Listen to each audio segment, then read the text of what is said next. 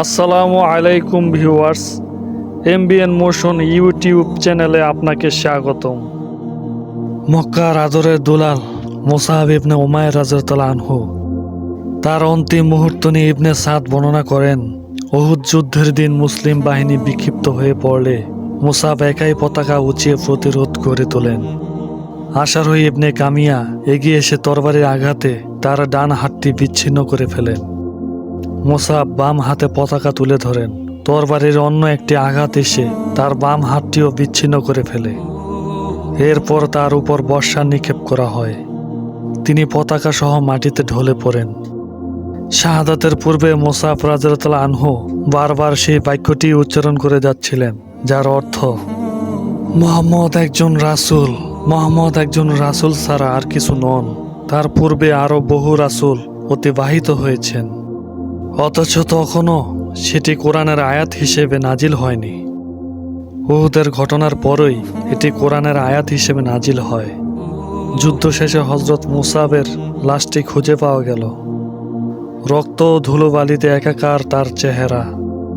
লাশের কাছে দাঁড়িয়ে অঝরে কাঁদলেন রাসূলুল্লাহ সাল্লাল্লাহু আলাইহি ওয়াসাল্লাম।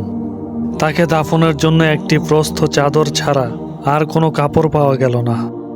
তা দিয়ে মাথা ঢাকলে পা, পা ঢাকলে মাথা বেরিয়ে যাচ্ছিল।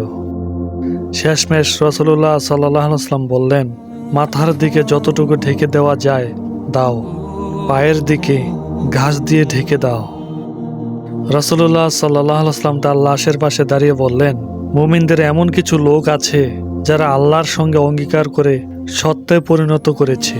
তারপর তার কাফনের চাদরটির দিকে তাকিয়ে বললেন, আমি তোমাকে মক্কায় দেখেছি, সেখানে তোমার মতো চাদর ও সুন্দর জুলফি অন্য কারো ছিল না। আজ তুমি এখানে এই ধুলি মলিন চাদরে আবৃত হয়েছ।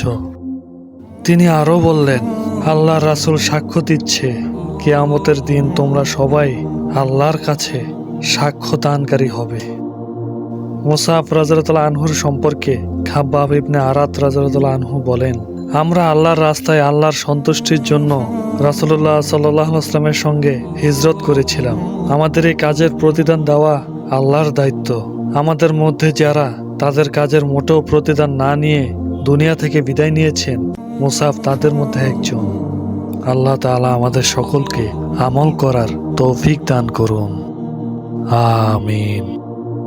আজকের সংক্ষিপ্ত আলোচনা এ পর্যন্তই। ভিডিওটি কেমন হলো কমেন্ট করে জানাবেন।